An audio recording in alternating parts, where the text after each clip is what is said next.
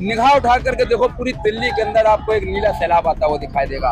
और ये एक चेतना है, एक मैसेज है सरकार के लिए कि अगर सरकार हमें बांटने का काम करेगी तो उस सरकार की ईंट से ईंट ये बहुजन समाज के लोग जो है वो बजाने का काम करेंगे। कहा कि जर्रों में रह के चमक छोड़ जाऊंगा, जर्रों में रह के चमक छोड़ जाऊंगा, अपनी पहचान दूर तक छोड़ जाऊंगा। खामोशियों की मौत इस बहुजन समाज को गवारा नहीं, अरे शीशा हूँ टूट के भी खनक छोड़ जाऊंगा। सुप्रीम कोर्ट के जज ये भी एक सर्वे कराए कि मार्केट के अंदर सर्राफे की दुकानें कितने लोगों की हैं, वो ये भी बताए कि कितने लोगों से पेट्रोल पंप किस जाति के लोगों के हैं, वो भी ये भी बताए कि सुप्रीम कोर्ट के अंदर जज जो है वो कितने % किस जाति के लोग हैं, वो ये भी बताएं कि देश के अंदर IAS PCS की परसेंटेज जो है वो किस जाति की कितने लोगों की है, वो ये भी बताएं कि इस देश के अंदर जो डॉक्टर की परसेंटेज है वो किस जाति के कितने लोगों की परसेंटेज है। अगर इस महारैली को देख करके भी सरकार के कान नहीं खुले तो वो कान खोल करके सुन ले कि 2027 के अंदर जो इलेक्शन आ रहा है और आगे भी जो अलग अलग प्रदेशों के अंदर जो इलेक्शन आ रहे हैं, जो छोटे छोटे जिन 2014 के बाहर जो बाहर आ गए थे, ये भीम आर्मी के लोग, आजाद समाज पार्टी के लोग उसे एक बोतल के अंदर बंद करके कैप लगाने का काम करेंगे। और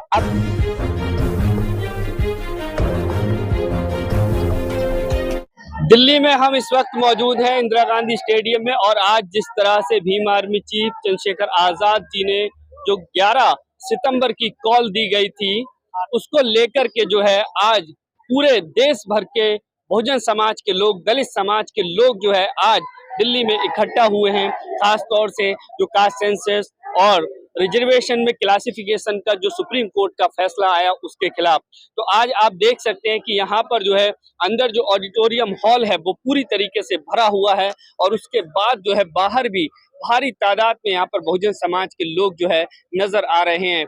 कहाँ से आए हैं, क्या क्या मुद्दे हैं, क्या कहना चाहते हैं, वो हम बात करेंगे। जी, क्या नाम है आपका और कहाँ से आए हैं? मेरा नाम दीपक जाटव है, मैं ग्वालियर जिले से आया हूँ। अच्छा, क्या कहना चाहते हैं, क्यों आए आज आप यहाँ पर? आज हमारे जो चंद्रशेखर भाई ने 11 तारीख का जो ऐलान किया था, ये 2 दिन पहले ही हुआ है। पहले रामलीला मैदान में हुआ था।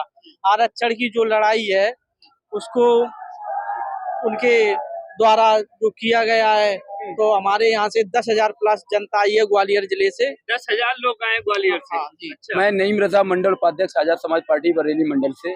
सबसे पहले तो आप सभी पत्रकार बंधुओं का धन्यवाद कहेंगे कि आप इस महारैली को कवरेज करने के लिए आए, क्योंकि गोदी मीडिया के कम ही पत्रकार यहाँ दिखाई दे रहे हैं और आप जैसे लोग ही हम लोगों की बहुजनों की आवाज जन जन पहुंचाने का कार्य करें, तो आप सभी लोगों का साधुवाद, धन्यवाद।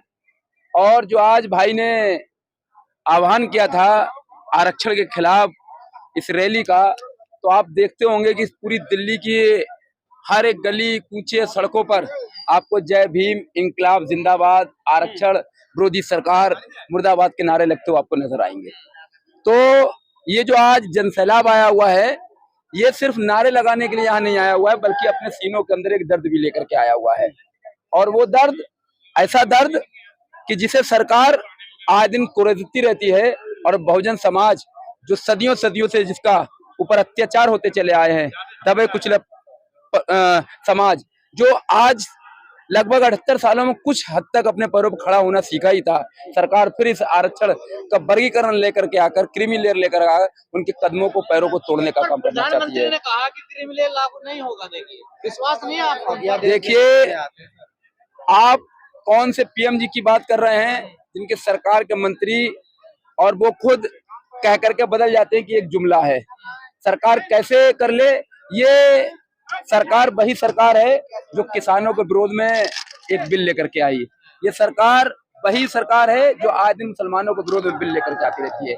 ये सरकार वही सरकार है कि जो जब एक दलित का बच्चा अछूत का समझ करके उसे एक मटके से पानी निकालने पर मार दिया जाता है, तो ये सरकार के प्रधानमंत्री से लेकर कोई मंत्री अपने लब खोलने का काम नहीं करते हैं, और दलित समाज के लिए कोई बोलने का काम नहीं करते। ये लोग कैसे उन पर विश्वास कर रहे हैं? कुछ दलित तो खुश है इस फैसले से लेकर सुप्रीम कोर्ट। देखिए, चटुकार टाइप के और समाज में धोखा देने वाले हमेशा लोग रहे हैं, मगर वो सिर्फ चंद लोग हैं। मैं आपको बताऊं, आप इस वक्त निगाह उठा करके देखो, पूरी दिल्ली के अंदर आपको एक नीला सैलाब आता हुआ दिखाई देगा। और ये एक चेतना है, एक मैसेज है सरकार के लिए कि अगर सरकार हमें बांटने का काम करेगी तो उस सरकार की ईंट से ईंट ये बहुजन समाज के लोग जो है वो बजाने का काम करेंगे। ये बता दूं कि ये बहुजन समाज के लोग जो आए हुए हैं, ये षड्यंत्र के तौर ये एक प्रोपेगेंडा फैला रहे हैं कि बहुजन समाज के लोग सुप्रीम कोर्ट के खिलाफ। हम सुप्रीम कोर्ट के खिलाफ नहीं है। सुप्रीम कोर्ट के अंदर जो बैठे हुए ऐसे लोग जो मनुवाद विचारधारा के लोग हैं, जो छुआछूत ऊंच नीच भाई को भाई से लड़ाने वाले लोग हैं, ऐसी विचारधारा के खिलाफ हम लोग यहाँ आने का काम किया। और हम चाहते हैं कि सुप्रीम कोर्ट के लोग जब ये देख रहे हैं कि उन्हें आरक्षण से बाहर कर दिया जाए, जिन्हें आरक्षण का लाभ मिल गया है, तो मैं ये भी कहूंगा कि माननीय सुप्रीम कोर्ट के जज ये भी एक सर्वे कराए कि मार्केट के अंदर सर्राफे की दुकानें कितने लोगों की हैं। वो ये भी बताए कि कितने लोगों के पेट्रोल पंप है किस जाति के लोगों के हैं। वो भी ये भी बताए कि सुप्रीम कोर्ट के अंदर जज जो है वो कितने % किस जाति के लोग हैं। वो ये भी बताएं कि देश के अंदर IAS PCS की परसेंटेज जो है वो किस जाति की कितने लोगों की है। वो ये भी बताएं कि इस देश के अंदर जो डॉक्टर की परसेंटेज है वो किस जाति के कितने लोगों की परसेंटेज है। मगर ये देश में जो बड़े बड़े नेता जो सरकार है वो इस देश के बहुजन समाज को बेवकूफ समझते हैं। वो समझते हैं इनका आरक्षण खत्म कर देंगे, और सरकार खुद फ्रंट पे ना आकर के उसने गुमराह कर रही है क्या? बिल्कुल गुमराह कर रही है सरकार बिल्कुल गुमराह कर रही है। सरकार बिल्कुल गुमराह कर रही है। आप ये देखिएगा कि अगर सरकार डायरेक्ट कोई अमेंडमेंट लेकर के आती, कोई बिल लेकर के आती कि आरक्षण के खिलाफ, तो उसे पता था कि इस देश के अंदर एक जन आक्रोश पनपता।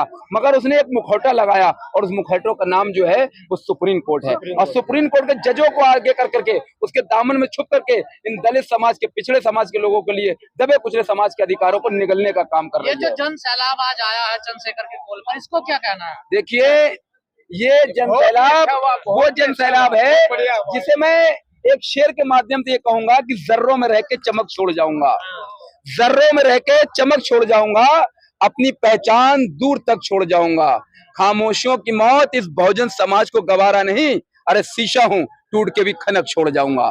स्टेडियम तो छोटा रह गया ये। देखिए, मैं आपको बताऊं, आप अंदर जाकर के देख लीजिएगा, आप अंदर जाकर के देख लीजिएगा, पैर रखने की जगह नहीं है। आप बाहर फील्ड में देख लीजिएगा, पैर रखने की जगह नहीं है। रोड जाम हो चुके हैं, वहां जगह नहीं है। इसी आक्रोश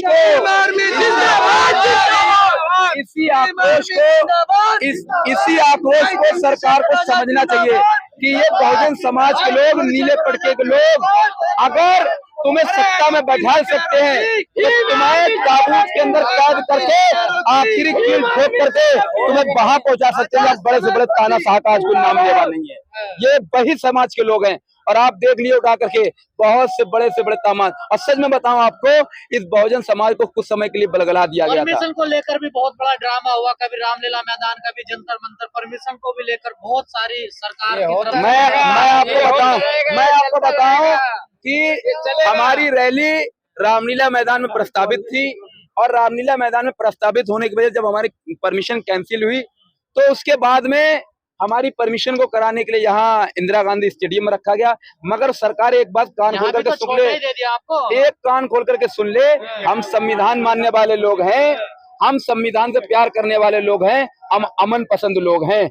इसी का ये प्रतीक दिया। वरना भीम आर्मी आजाद समाज पार्टी की सिपाही इतने मजबूत हैं कि अगर रामलीला मैदान के अंदर आपने परमिशन नहीं दी थी तो वहीं रोड पर तंबू और अपना बम्बू गाड़ करके वहां भी विरोध प्रदर्शन दर्ज कराने का काम कर सकते हैं। क्या इस महारैली से कोई असर पड़ेगा सरकार पर? देखिए, अगर इस महारैली को देख करके भी सरकार के कान नहीं खुले तो वो कान खोल करके सुन ले कि 2027 के अंदर जो इलेक्शन आ रहा है, और आगे भी जो अलग अलग प्रदेशों के अंदर जो इलेक्शन आ रहे हैं, जो छोटे छोटे जिन 2014 के बाहर जो बाहर आ गए थे, ये भीम आर्मी के लोग, आजाद समाज पार्टी के लोग उसे एक बोतल के अंदर बंद करके कैप लगाने का काम करेंगे। और अगली बार जो चुनाव आएगा लोकसभा का, जो बड़ा जिन 2014 के अंदर जो बाहर आया हुआ था, जो लोगों को आपस में लड़ाने का काम करते हैं, जो आपस में नफरत फैलाने का काम करते हैं, उस जिन को ऐसे ताबूत के अंदर पैक करा जाएगा और ये बहुजन समाज के लोग ऐसी कील ठोकेंगे कि वो जिन दोबारा निकलने की हिम्मत नहीं कर पाएगा। फैसले को लेकर जो संविधान को लेकर घूम रहे थे वो नहीं बोल रहे हैं। देखिए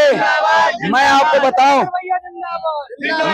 बताऊं, ये हमारा भोला बहुजन समाज को यही समझना होगा कि जो सड़कों पर जब इलेक्शन आ रहा था तो संविधान को लेकर के, बाबा साहब की प्रतिमाओं को लेकर के, बाबा साहब की फोटो को लेकर के दुहाई देते घूम रहे, हम संविधान बचाने वाले हैं, हम संविधान बचाने वाले हैं। चाहे वो कांग्रेस हो, चाहे वो सपा हो, चाहे वो अन्य पार्टियां हो, मुझे बताओ जब आज बहुजन समाज के लोगों के दिलों में दर्द है, इन्हें आपस में लड़ाने का काम किया जाता है, तो मुझे बताओ वो पार्टियां कहाँ खड़ी हैं। बहुजन समाज को समझना होगा कि इस वक्त पूरे हिंदुस्तान के अंदर चेहरा बेनकाब हो गया है, बिल्कुल बेनकाब हो गया। और ये बहुजन समाज को समझना होगा कि पूरे हिंदुस्तान के अंदर अगर बहुजनों की कोई आवाज उठाने वाला अगर कोई नेता है तो वो शेर दिल पूरे हिंदुस्तान का सबसे चहेता हमारा सांसद भाई चंद्रशेखर आजाद जी हैं। ठीक है, चलिए।